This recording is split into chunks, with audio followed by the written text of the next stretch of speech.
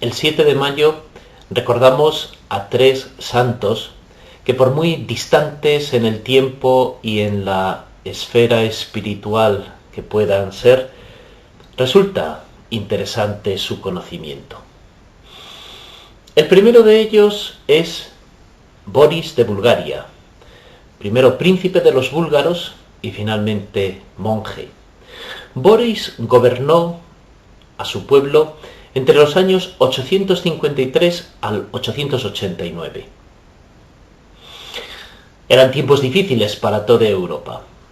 Por una parte, el imperio musulmán estaba en su pleno apogeo, tanto en la península ibérica como en el sur de Italia, incluso en el sur de Francia, toda la zona del norte de África y toda la frontera oriental de Constantinopla habían sido ocupados por los musulmanes. Lo que hoy conocemos como Europa estaba sumido en un momento difícil, oscuro, de división entre los pueblos, de asentamiento de nuevos pueblos. Uno de ellos, los búlgaros. Los búlgaros eran un pueblo eslavo que llegó hasta las cercanías de Constantinopla, llegó incluso a poner sitio a la ciudad de Constantinopla, atraídos por la riqueza del Imperio Romano de Oriente. Los búlgaros eran un pueblo pagano todavía, que había llegado de Oriente con todas las migraciones de los pueblos eslavos. Pues bien, Boris, el príncipe de los búlgaros, decidió convertirse al cristianismo. Y tras él, su pueblo siguió su ejemplo y entró así también en la esfera del cristianismo. Primero Boris estuvo inclinado hacia el cristianismo de carácter latino, pero los papas de Roma, Nicolás I y Adriano II, no mostraron un interés decisivo para atraerlo a su esfera de influencia, por lo cual Boris terminó por inclinarse por el cristianismo de origen oriental, el cristianismo de Constantinopla. Pasados los años de su gobierno, Boris decide abandonarlo y hacerse monje, algo que en el cristianismo oriental, en el cristianismo bizantino, es fundamental. Decide hacerse monje y vive como monje el resto de sus días, entre los años 890 al 904, unos 15 años vivió como monje.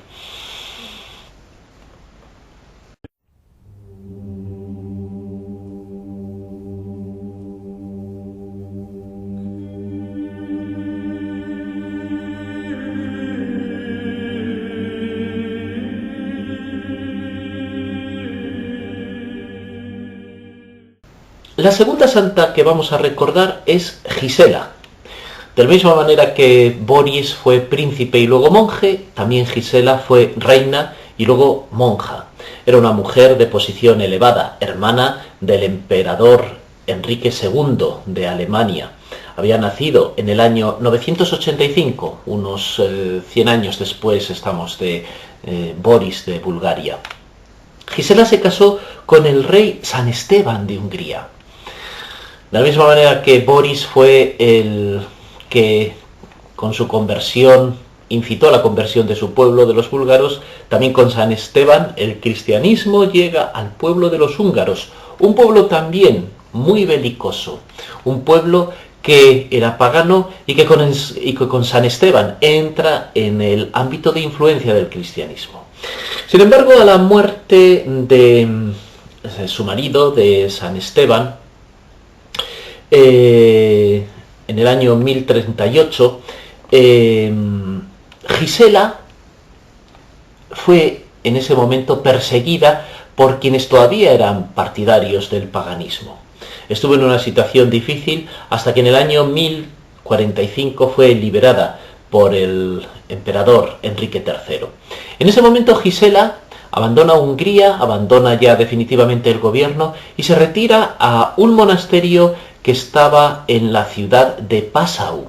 La ciudad de Passau es una ciudad de Baviera, a la orilla del río Danubio, una ciudad que tiene una configuración, todavía hoy es fácil verlo, muy defensiva, era la frontera de entonces con un gran río que la acercaba, y allí en el monasterio de Nienburg es donde se retira Gisela.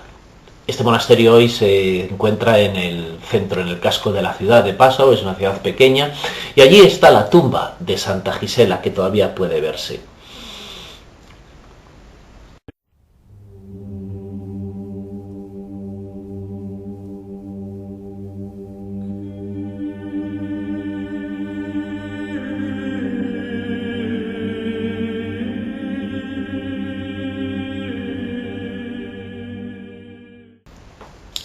El tercer santo al que vamos a referirnos es un santo que puede resultar extraño que nos refiramos a él, porque es un santo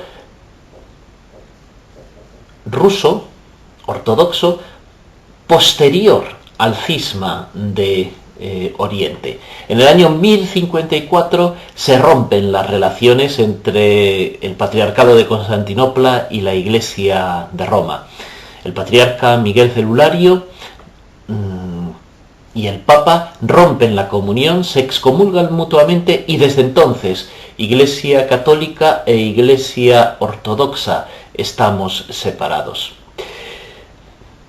Esto sucedió en el año 1054. El santo al que nos vamos a referir, Antonio, el ermitaño Antonio de Kiev, él vivió como monje primero en el monte Athos. Era un ruso que había ido a esta colonia monástica célebre del norte de Grecia, el monte Athos, y allí había aprendido a vivir como monje. Desde allí, Antonio vuelve a su tierra y se establece en el monasterio de las Grutas, en la ciudad de Kiev. Allí injerta en el alma rusa la vida monástica, y desde entonces va a ser un elemento fundamental para concebir el cristianismo ruso, el elemento monástico. Un monacato fundamentalmente orante, muy al estilo bizantino del monte Athos, con una influencia sobre la iglesia rusa definitiva.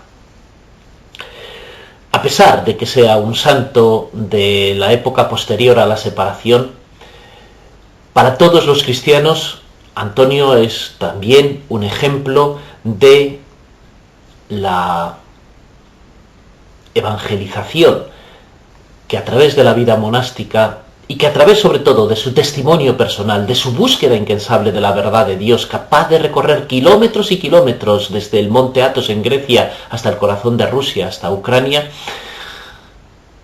nos dicen que el cristianismo tiene una fuerza motora capaz de transformar pueblos, corazones, personas, territorios.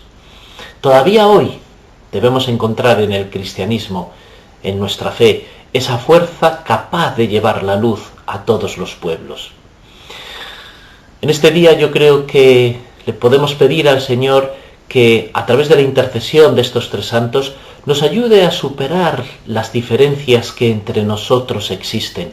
Y como decía el Santo Papa Juan Pablo II, los dos pulmones que han dado oxígeno al cristianismo, el occidental y el oriental, vuelvan a unirse para dar vida a este cuerpo de Cristo, con sus ricas tradiciones, con sus ricos ejemplos, con su fecunda vida espiritual. Y así progresemos en lo que es la evangelización nueva a la que nos convocan los nuevos tiempos.